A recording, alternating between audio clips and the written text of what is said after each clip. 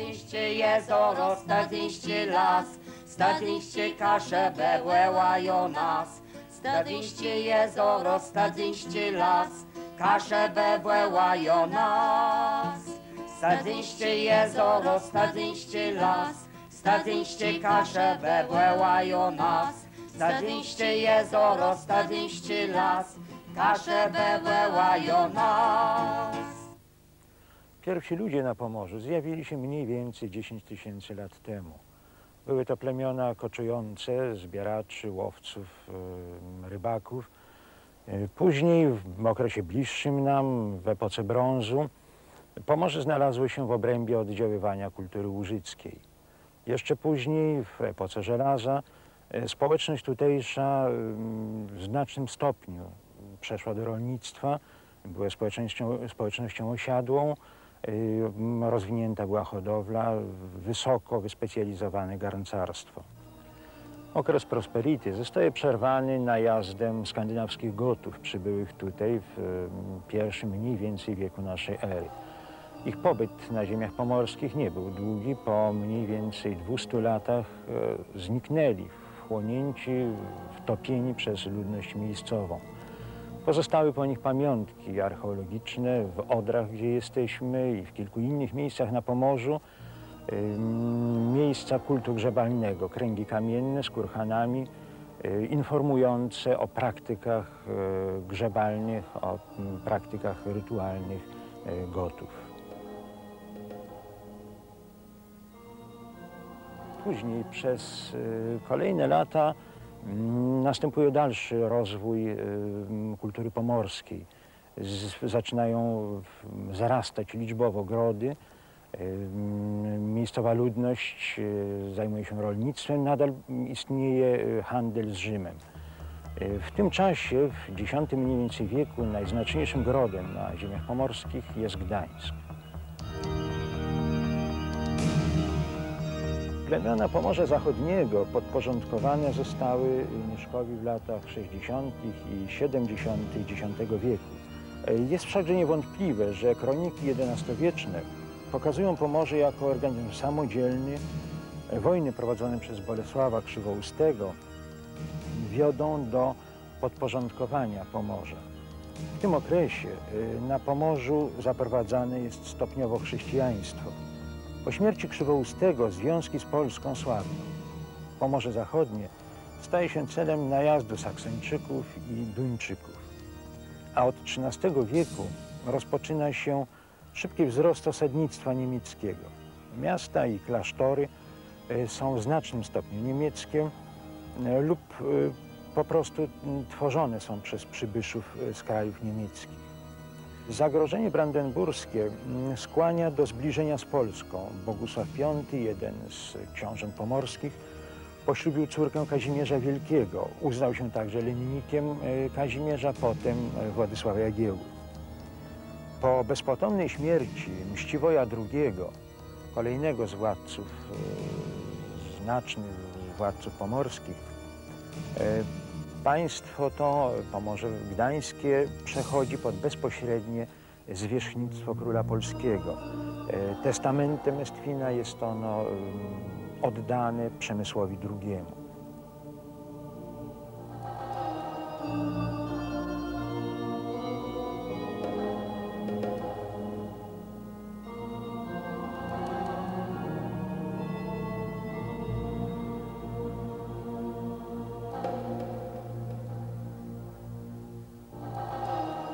Na początku XIV stulecia Pomorze Gdańskie zajęte zostało przez Krzyżaków.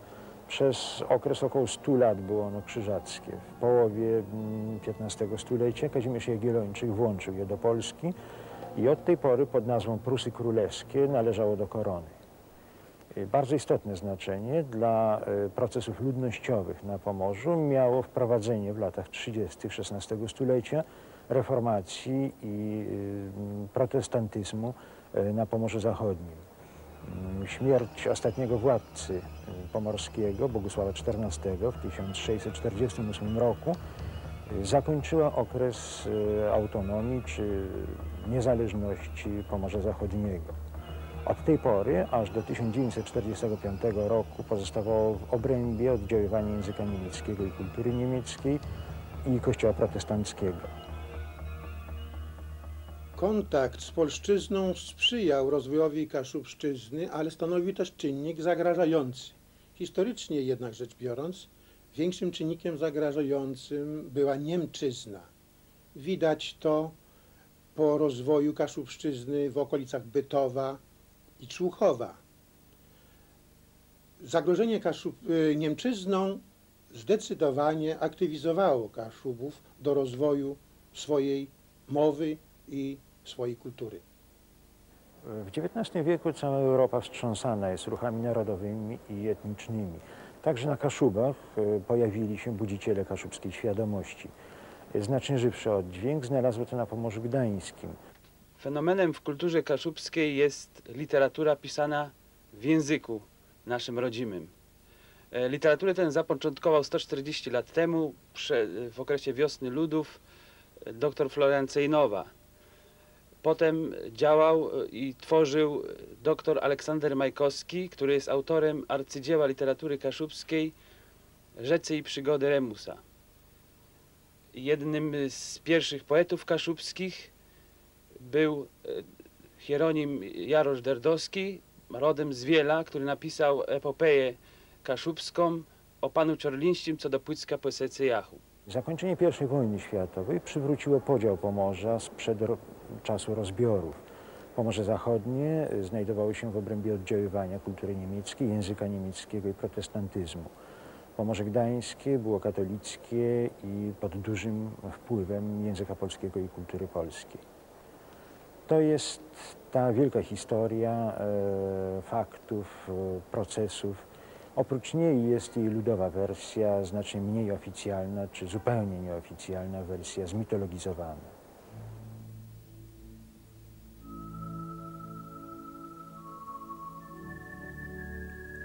Kiedy Pan Bóg ziemię stworzył i u kwiaty rosły na niej, tedy ręce swoje złożył, patrzył z nieba cechły na nie.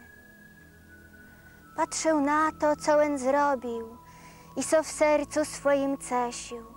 Każdy anioł tedy spiesił, wszechmocnego głosno słowił. Leno jeden stoił cechły, zakrył lica swoje blady. Pan Bóg uzdrzał jego diadę i sopity. Ciece lechłe? Na to anioł miłosierny, bo to jego imię. Zdrzile błeże na tę ziemię, czemu było stać mierny? Wszystko jest dobrze wypłysarzył, ale tam, gdzie kasze w stronę, same piuche, same guny. Wybacz, żem se na te skarżył. Pan Bóg widział, że tak było. Żel mu kasze by było srodze. Łebyć na tej skrzynci spłedze, czy so jeszcze wystawiło. Wszystko, co tam leży na dnie, wszyscy złota, diamenty i ten żółty bursztyn rżnioty, niech to na tę ziemię spadnie. Rzekł i stroił piuchę płowy, młodrych górów pasy dłydzi, jezur perłę, młodry strudzi i w tom łeże bursztynowy. Błegu dech, co wydawało terenu pioknisim krajem. Bez to jadamłewim rajem ziemia ta so nazywała.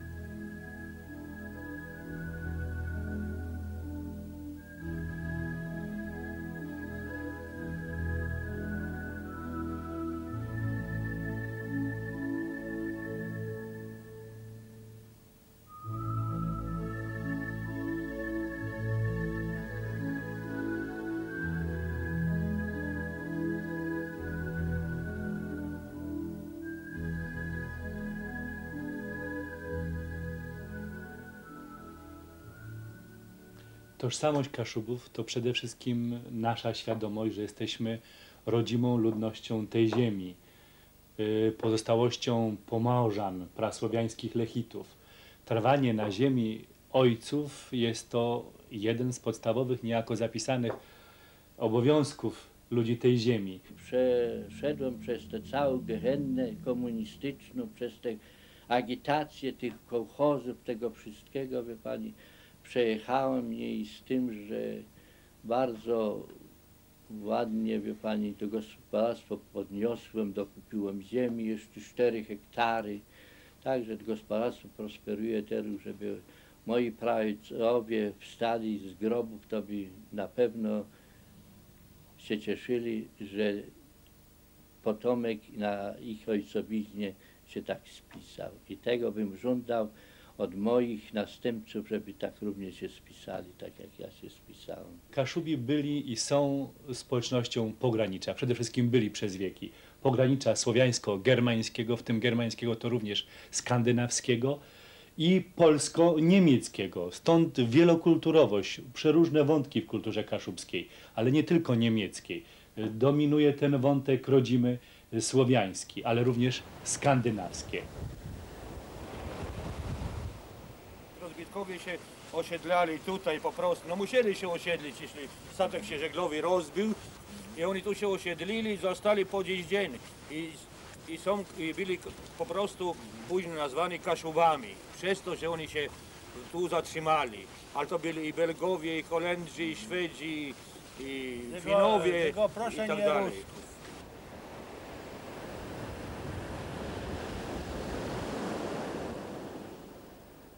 Znaki szczególne to nie tylko architektura, którą spotykamy również w innych częściach Polski, nawet Europy, podobna do naszej, ale takie drobiazgi jak róg związany z zwyczajem zażywania tabaki, prawda? Chcę ale co zaorzec.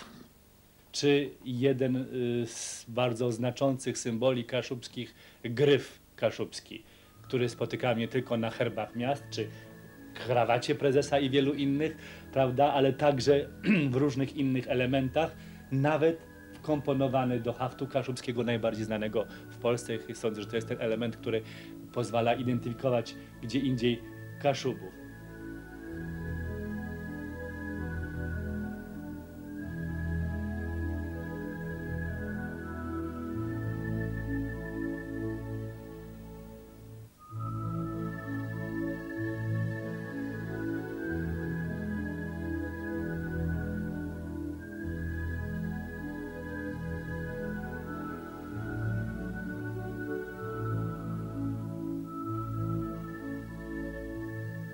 W duchowej kulturze Kaszubów ważną rolę odgrywają sprawy związane z rodziną. Z rodziną, powiedziałbym, jako rdzeniem tej społeczności, jako siedliskiem i wartości, i tej kultury, i tego wszystkiego, co się przekazuje z pokolenia na pokolenie. Z takich rzeczy identyfikujących Kaszubów by wymienił dwie. Jedna na przykład dotyczy Wielkiej Nocy, Jastrę po kaszebsku. W całym kraju oblewają się wodą, nawet na Kaszubach zaczynają już to pod wpływem telewizji i filmów wprowadzać, a naszym obyczajem, naszym zwyczajem typowym to smaganie rózgami, to jałowcem, symbol cierpienia, prawda? Jednocześnie, co czasami się pojawia również brzoza jako symbol odrodzenia. Druga sprawa związana z tą tradycją rodzinną z ludźmi to na przykład pusta noc, zwyczaj żegnania zmarłego przez całą społeczność. Mnie się wydaje, że Kaszubi są bardzo przywiązani do tradycji. I to się okazuje nie tylko na płaszczyźnie religijnej, ale również na płaszczyźnie potem zwyczajowej. Byłem na niejednym już święcie, takim powiedziałbym, na ziemi kaszubskiej, gdzie nie tylko mówiono o religii, gdzie są pewne tradycje, które są podtrzymywane, nawet czasem można powiedzieć, że aż się człowiek dziwi, że dawne tradycje w dalszym ciągu są kontynuowane, chociażby w Chmielnie.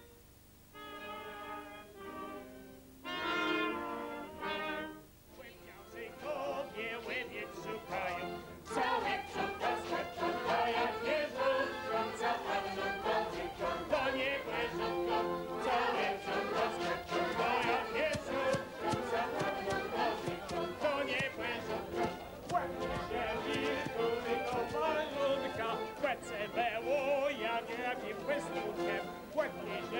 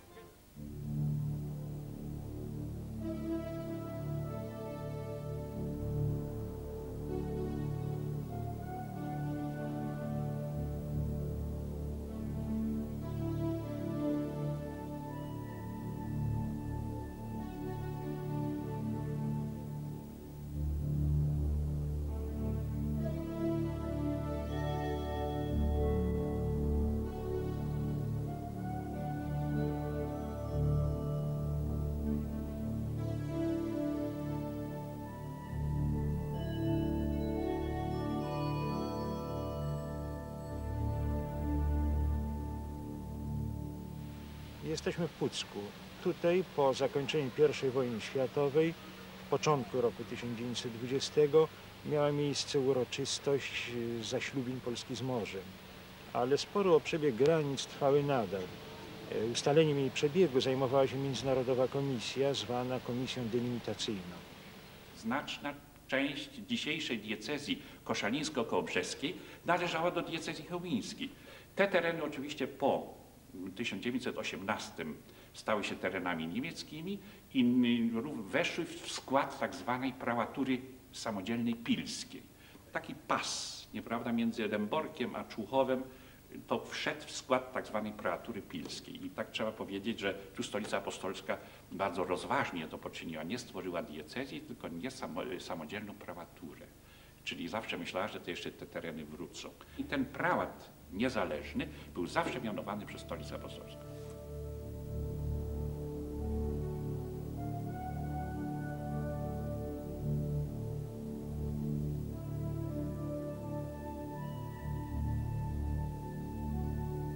Granica miała iść rzeką Piaśnicą, czyli inaczej środkiem jeziora, a z lewej strony tego jeziora, czyli na zachód, leży wieś na dole i tam drogą, jak mówią ludzie, plebiscytu, ale to była raczej lista, na której wszyscy się podpisali, ta lista zadecydowała o tym, że jednak komisja delimitacyjna przyznała wieś na dole do Polski. A ludzie musieli do Nadola przechodzić drogą neutralną, którą mogli chodzić bez paszportów, jakichkolwiek dokumentów i Polacy, i Niemcy.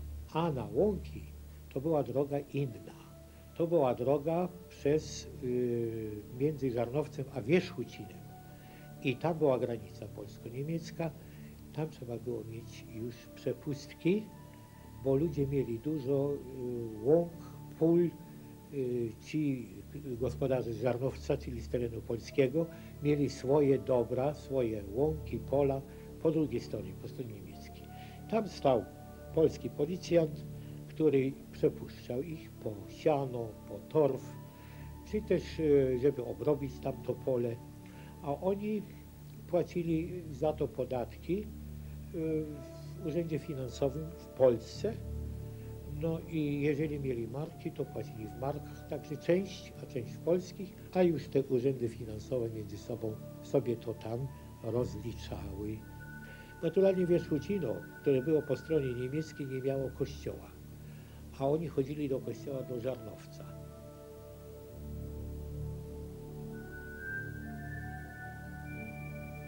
Dwudziestolecie międzywojenne to również okres szczególnego zapoznawania się Kaszubów, Pomorzan z Polakami z innych dzielnic kraju. Były to jednak dwa różne światy, Polska zachodnia, Polska centralna i wschodnia. I ci, którzy tutaj przebywali, uważali, że są kulturträgerami. Niestety to określenie jest tutaj jak najbardziej na miejscu. Traktowali rodzimą społeczność kaszubską podobnie jak Niemcy. Tutaj szczególną też rolę odegrała polityka. Pomorze było bastionem endecji, a w końcu rządy w Polsce od lat 20. miała sanacja. Sanacja nie miała zaufania do ludzi miejscowych, stąd w Kartuzach pan starosta Jerzy Czarnocki uważał, że u niego nawet w woźnym nie może być Kaszuba. Tym niemniej były inne też sytuacje, kiedy to ludzie z zewnątrz bardzo łatwo rozpoznawali rzeczywiste wartości tej ziemi i tych ludzi i potrafili na co dzień współżyć, współpracować. Takim tyglem, gdzie wszystkie wartości jakoś tworzyły nową jakość, była Gdynia, przedmiot dumy nie tylko Kaszubów, dla których czasami tam nie było pracy, bo ci Polacy przybywający z głębi kraju byli biedniejsi, mieli większe, że niejako potrzeby, ale też ta Gdynia, która jednocześnie zakorzeniała po trochu przybyszy do tego miasta z głębi kraju.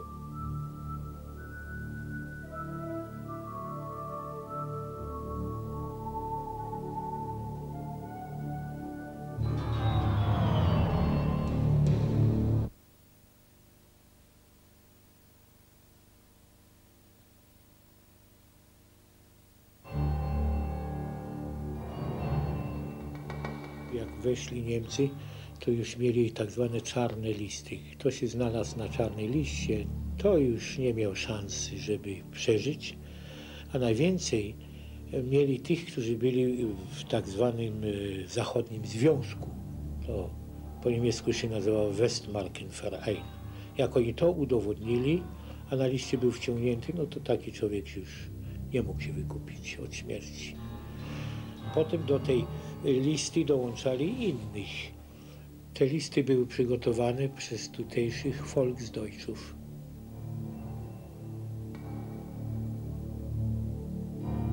W październiku i listopadzie 1939 roku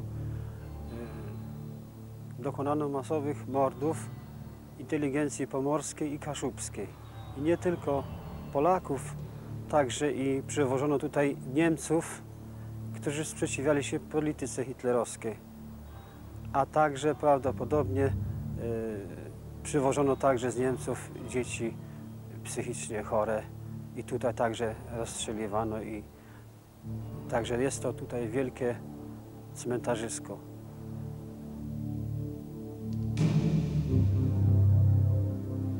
Tutaj w Piaśnicy zginęło 12 000 ludzi. Zaraz po wojnie w intencji pomordowanych odbywały się tutaj msze święte do 1949 roku. Później zakazano odprawiania mszy, a od 1979 roku z inicjatywy Kościoła do dzisiaj odbywają się tutaj zawsze w ostatnią niedzielę października msze święte. W 1986 roku, ponieważ spoczywa tutaj dużo Kaszubów, postanowiłem coś dla nich zrobić i wprowadziliśmy do części słowno-muzycznej przed samą mszą świętą program w języku kaszubskim, wiersze, pieśni w języku kaszubskim. By jednak tym Kaszubom co coś należy od nas.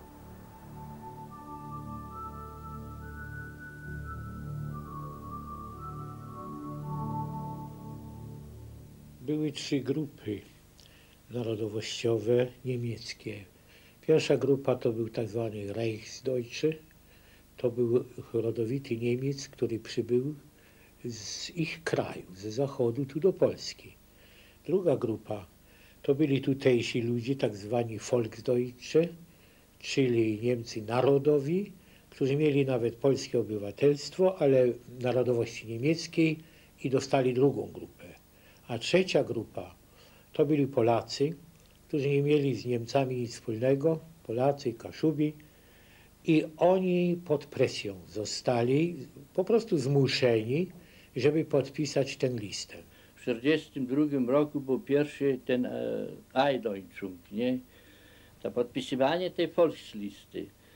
Nie każda rodzina dostała zawiadomienie, każda rodzina musiała stanąć na tym Eindeutschungu.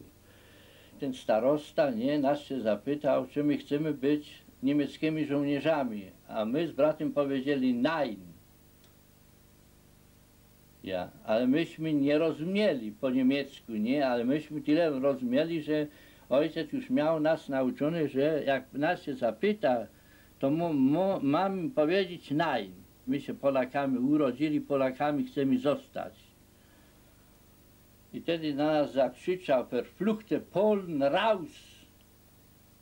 Przeklęci Polacy precz ze sali. A już drugi raz, jak żeśmy przyszli, tam nie było mowy, nie, że my nie chcemy. Tylko nam prosto powiedzieli, że Kaszuby, nie, są Niemcami.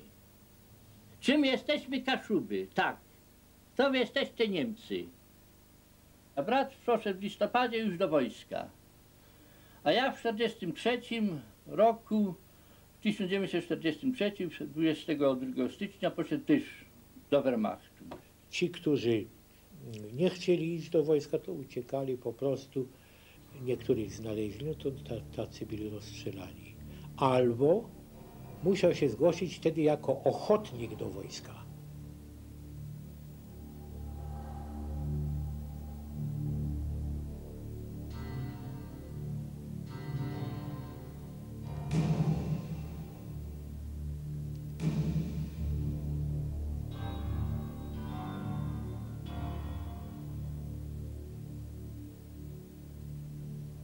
Gryf, partyzantka pomorska.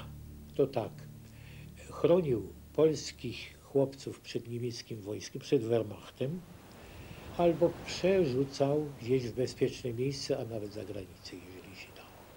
To było zadaniem Gryfa.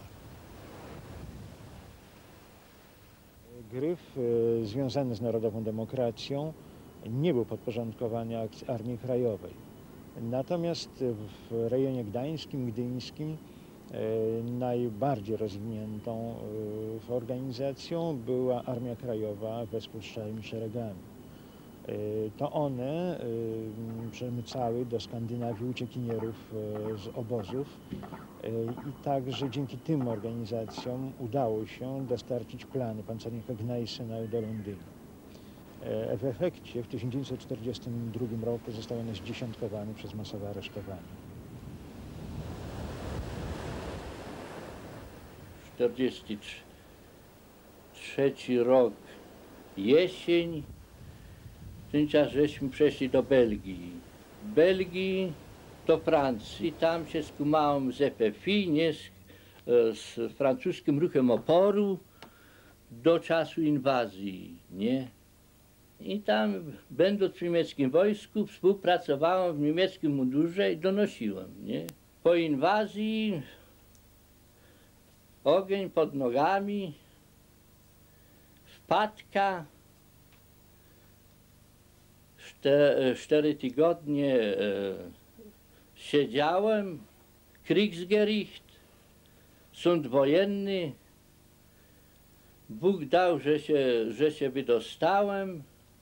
Później za pomocą francuskiej partyzantki FFI transportują mnie z niemieckiego wojska do francuskiego wojska. Stąd z francuskiego wojska w bardzo krótkim czasie dostaje się do polskiego wojska II Korpusu, który stacjonował w ten czas we Francji. Niemcy uciekali stąd, bo klęska była całkowita, więc chronili tylko swoją skórę i uciekali w różny sposób.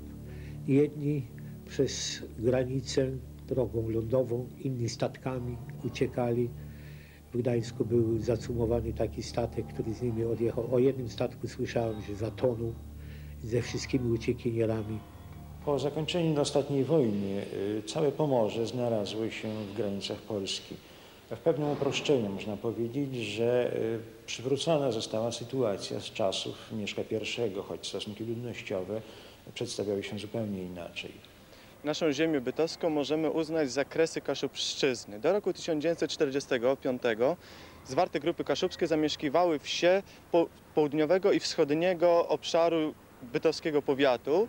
Natomiast w niewielkim stopniu zamieszkiwały samo miasto Bytów. Po roku 1945 ludność niemiecka części północnej, zachodniej oraz miasta Bytów wyjechała, czy została zmuszona do wyjazdu na zachód. Również ludność, która uznała się za Niemców, bądź została uznana za Niemców z samych wsi kaszubskich. Na ich miejsce napłynęła ludność kaszubska z wschodnich powiatów kaszubskich Kościerskiego i Kartuskiego oraz południowych Chojnickiego. Oprócz tego napłynęła ludność z Polski centralnej, Wielkopolski, z okolic Wilna, Ośmiany, a po roku 1947 również w wyniku akcji Wisła ludność ukraińska. Gdy Rosjanie wkroczyli na Kaszuby, to uważali ich za Niemców. To wsio germańskie mówili. I miasta, czy wioski, czy ludzi, to trzeba tutaj traktować nie jako że to są nasi jacyś tam sojusznicy, tylko Niemcy. No i dlatego też dochodziło do różnych ekscesów. Chodzili, kradli, rabowali, strzelali, gwałty, nie gwałty, wszystko, co tylko można było się najgorszego spodziewać. I to właśnie tak Kaszubów też mocno zabolało, że ich nazwali Niemcami. Oni tu głowę nastawiali, a robili co mogli, a ich nazwali Niemcami, Germańcami po prostu. Tak, byli wywiezieni stąd, niektórzy wrócili, niektórzy nie wrócili do dnia dzisiejszego.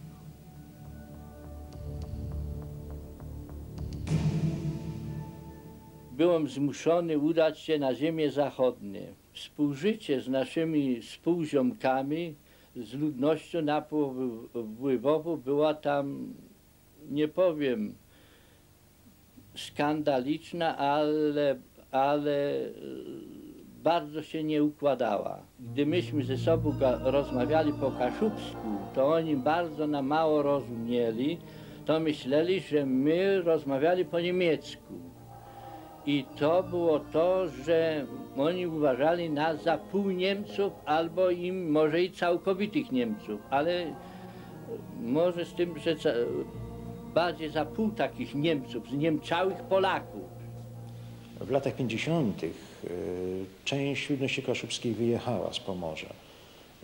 Przemieścili się do Niemiec. W dużym stopniu przymuszeni stosunkiem władz i postawą nowych osiedleńców. W ten sposób opuścili Polskę niemal wszyscy Słowińcy.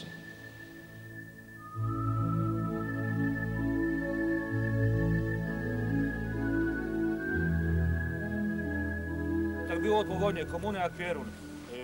Z psami wchodzili, 5 wopistów, podoficer z nimi i kontrolowali całego kutra. Normalnie mieli druty w lód, pchali, żeby za ludźmi, prawda, co by chcieli za granicę, niby uciekać w ich mniemaniu, nie? I dlatego, widzi pan, my się teraz cieszymy, że tej kontroli nie ma, to nam odpadło i tyle ulżyło już rybakom w ogóle na całym wybrzeżu. Chłopak, który wyrzucił książkę za burtę ze Stalinem, siedział 2 lata. W złej sytuacji ekonomicznej ludność ta reagowała jednoznacznie, zawsze emigracją zarobkową. Nie można tego uznawać za wyrzeczenie się polskości. Zawsze tak było, że w sytuacji złej ekonomicznej ludność ta wyjeżdżała, tak jest również w dniach dzisiejszych, a zwłaszcza w dniach wczorajszych. Zawsze, gdy z rodziny ktoś wyjeżdżał, kilkoro nawet z rodzeństwa, ktoś pozostawał na gospodarstwie bądź zakładzie rzemieślniczym. Zawsze ktoś przejmował, dziedziczył, stąd nie ma pustoszenia wsi kaszubskich.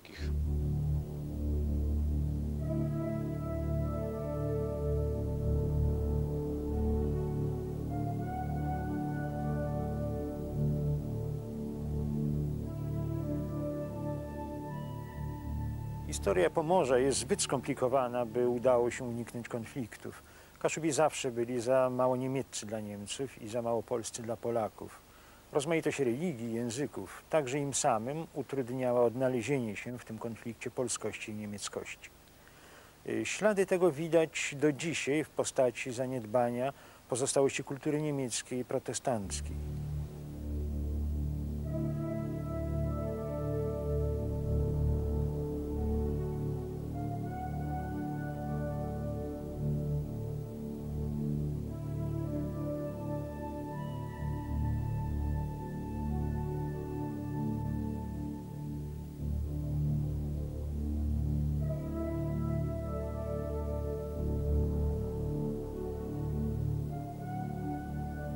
Niezależnie od tego, religia zawsze dla Kaszubów była mocno spajającym społeczność elementem.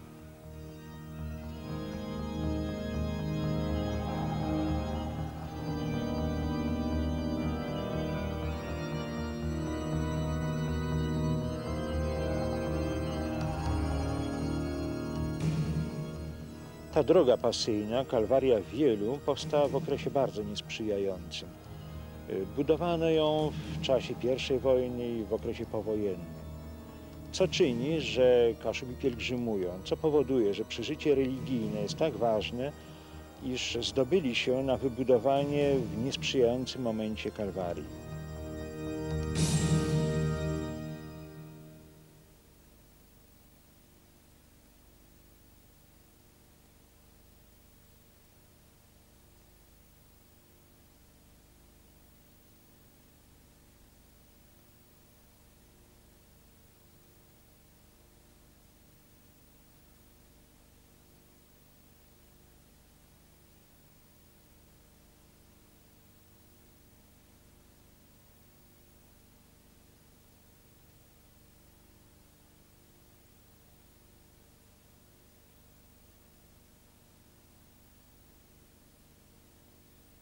Przywiązanie do wiary u Kaszubów jest wyjątkowo silne.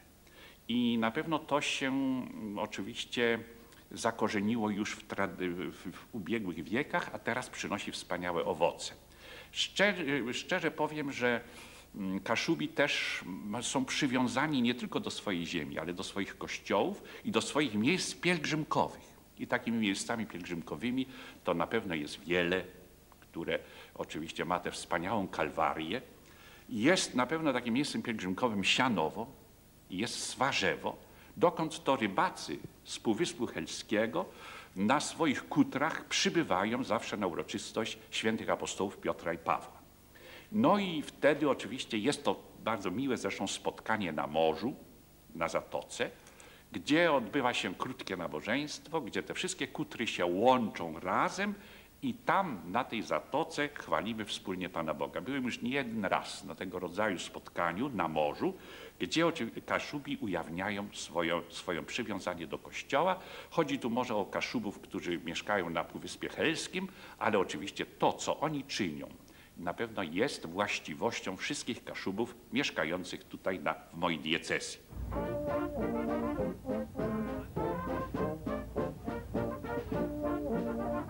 Jesteśmy bardzo wierzący, w ogóle wiadomo, Kaszuby przecież to katolicy dobrzy i tak dalej. I dlatego my jeździmy, nie? No bo to apostołowie rybakami byli i tak dalej. I nasi ojcowie jeździli tylko na otwartych łódkach. Ale w czasach stalinowskich tego to było zabronione. Nie można było przez morze jechać pociągiem, tak, ale nie przez morze. A teraz może 5 lat wstecz nam zezwolili, że możemy jeździć przez morze do Swarzewa, później Matki Boskie Swarzewskie, to pielgrzymka z Jastarnej chodzi pieszo, no to chodzą wszyscy rybacy i żony, i dzieci, prawda, i z Helu, i z Kuźnicy, z całego Półwyspu. Na odpust znaczy się Matki Boskie Swarzewskie, ale to pieszo z kolei, nie łódkami, tylko pieszo. Borykanie się z przyrodą, trudnymi warunkami, konieczność współpracy podczas połowów wykształciły w Kaszubach pracowitość, umiejętność gospodarowania i solidność. I z tym związana jest też, bym powiedział, zasada czy sprawa współdecydowania, sprawa samopomocy, starych zwyczajów do dziś dnia żywych. Mogą być w społeczności kaszubskiej różne sprawy konfliktowe, ale jak trzeba, to wzajemnie sobie pomogą. I sądzę, że tutaj można by wymienić jakąś rzecz typowo kaszubską, a jednocześnie wiemy, że wziętą z innych części Europy, kultury europejskiej, maszoperię. Były to związki rybaków, zrzeszenia dla wspólnego połowu. Opierały się one zwykle o więzie rodzinne, natomiast funkcja przywódcy, szypra była dziedziczna. Połów dzielony był pomiędzy maszopów, członków maszoperii, przy czym udział swój otrzymywały także dzieci i wdowy po rybakach należących do wspólnoty. Maszoperia to było tak zwane takie łowiska i do tego na łowiska należało kilkanaście rybaków, do drugiego łowiska kilkanaście rybaków. To były takie rodzinne działki. Morskie działki. Tak. Morskie działki. No bo ja myślę, że z tych maszoperii naszych to powstała spółdzielnia. Tylko nie taka złodziejska. Ten znak się nazywa po kaszubsku merk. Merk. Jo. I każda maszoperia miała swój merk. Każda miała inny, nie? W razie czego, żeby nie było nieporozumienia, nie?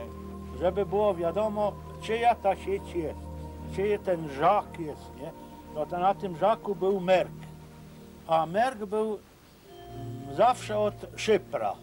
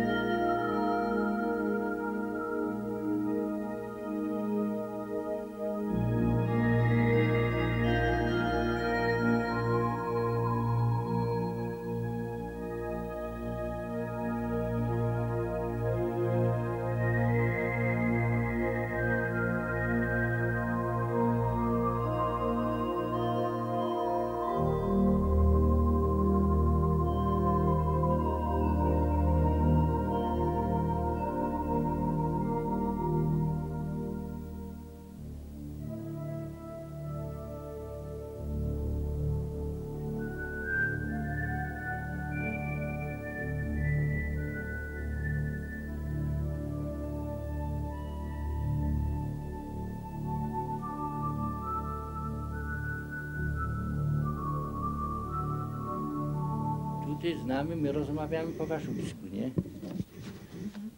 A jak idą do szkoły, to poznawają aż dopiero polską mowę dokładnie. Kaszubszczyzna swoje właściwości wyodrębniające wytworzyła gdzieś w XII-XIII wieku. Do tych starych cech niewątpliwie należy ruchomy, archaiczny akcent odziedziczony z prasłowiańszczyzny. Ten akcent utrudnia innym zrozumienie Kaszuby. Posiada również bardzo stare, archaiczne, dziedziczone z prasłowiańszczyzny słownictwo. To słownictwo zostało ujęte w wielu kaszubskich słownikach, które tworzone były od połowy XIX wieku, a ukoronowaniem ich jest monumentalny słownik gwar kaszubskich Bernarda Sychty. Kaszubszczyzna żyje w odmianie mówionej i żyje w odmianie pisanej. Posługują nim się poeci, prozaicy, dramaturdzy. Stworzyć musieli zatem alfabet dla zapisu. W tym alfabecie wyzyskują m.in. znak E z 2 kropeczkami, przejęty z alfabetu niemieckiego, ale oddaje on, ten znak, najbardziej oryginalny dźwięk kaszubskiej mowy, mianowicie tak zwane szwa, głoskę o zróżnicowanej, nieustabilizowanej wymowie, która brzmi w jednych rejonach blisko A, w innych rejonach blisko O czy Y, no na przykład w nazwie Kaszebę, która może brzmieć Kaszebę albo Kaszubę, Kaszybę, w zależności od tego, w jakim rejonie jest wypowiadana. Łemłewa Starków, nad twój zwank nic lepszego nikt nimo, jo lubiace, momocelank, ce stracec strach mnie zimo. W literaturze kaszubskiej przede wszystkim dominuje poezja. Jest to charakterystyczne dla literatury małych grup etnicznych. Tak się dzieje w literaturze serbo-łużyckiej, jak wiem, w literaturze piemonckiej we Włoszech, w literaturze retoromanów. Inną charakterystyczną cechą literatury naszej jest to, że jest ona postulatywna, czyli poeci jakby składają jakiś pewien pakiet życzeń wobec swoich czytelników, wobec swoich ziomków, żeby nie zapominali mówić po kaszubsku, żeby trzymali się ziemi i trzymali się tych wartości, które są przekazywane im przez pokolenia. Kaszubską przyszłość upatrujemy my w realizacji programu regionalizacji regionów, pewnych odrębności, możliwości wykorzystania tej kultury i tego, co tutaj w całym bogactwie jest gdzieś pochowane po kątach, czego nie widać. Chcemy się odbić, wyjść z poziomu cepeli i żeby ta kultura po prostu stała się w rzeczywistości kulturą, a nie była po prostu zabawą wyszywania haftów i kaszubskie śpiewy. Na Kaszubach się kiedyś mówiło, że gbur to jest mur. I my jako młodzi studenci chcielibyśmy opracować także program dla rolników, dla gburów kaszubskich, żeby widzieli swoją przyszłość na tych naszych piaskach piaszczystych, wykorzystać naturalne źródło i bogactwo, jakim jest ziemia nasza, lekka, także nasze jeziora. Organizujemy rozmaite wycieczki, tak zwane wanogi po Kaszubach, po naszym terenie, w celu zapoznania się z terenem, z kulturą, z obyczajami. Gdy zacząłem studia, to koledzy zadawali mi dla mnie dziwne pytania. Czy jestem Polakiem, czy jestem Niemcem? I w gruncie rzeczy nie wiedzieli nic o Kaszubach. Postanowiliśmy w małym gronie, było nas początkowo 5 osób, wszyscy studenci Kaszubi, założyć takie koło, które by mogło informować pozostałych studentów z innych regionów Polski, kim naprawdę jesteśmy i przedstawić bogactwo naszej literatury, naszą historię. Bardzo zależało nam na tym, żeby powiedzieć kilka słów po kaszubsku. Prosimy waj przejść do naj na Kaszeba, łebućta, uzdżyta. Uczta so języka kaszebścigłe, język i kształcą. W tej kulturze trzeba mówić o wielojęzyczności. W końcu starsze pokolenie zna język niemiecki obok polskiego i kaszubskiego. Młodsze na nasze nieszczęście, jak dzisiaj to widzimy, niemiecki bardzo rzadko opanowało i na gwałt powinno się uczyć podobnie jak anielskiego. Anielsko to po kaszubsku Anglia. Bardzo istotną sprawą jest dla nas samorządność terytorialna, czyli samorządność regionów.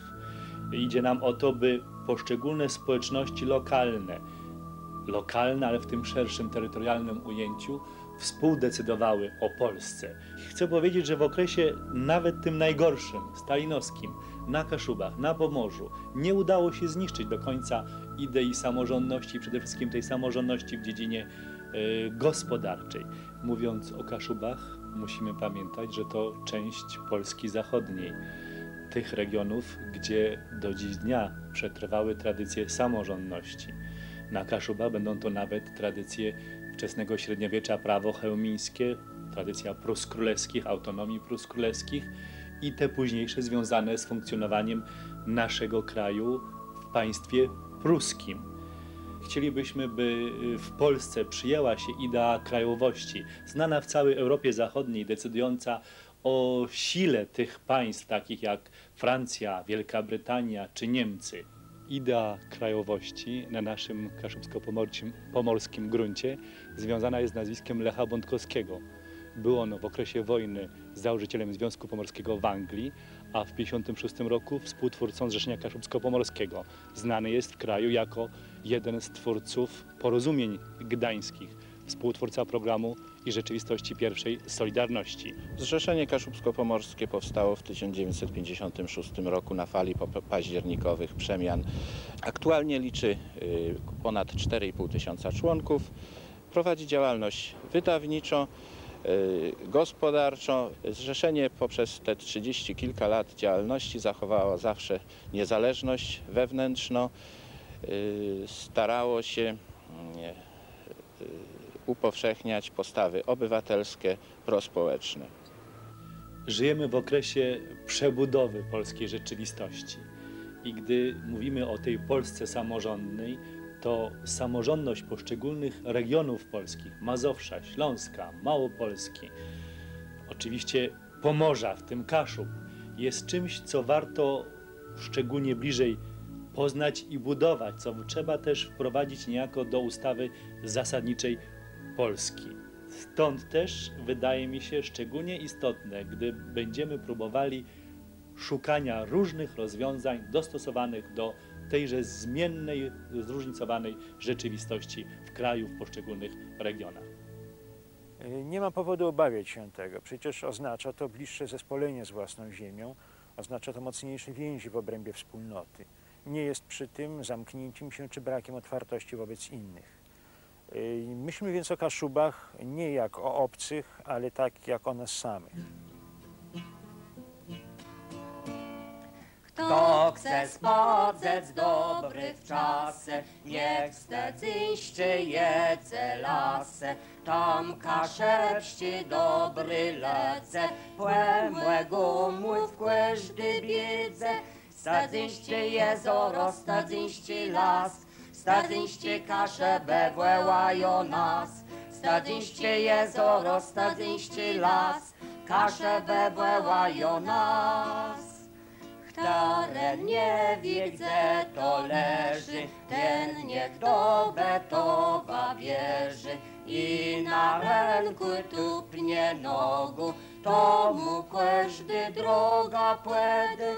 Stadziście jezoro, stadziście las, stadziście kasze bewłełają nas. Stadziście jezoro, stadziście las, kasze bewłełają nas.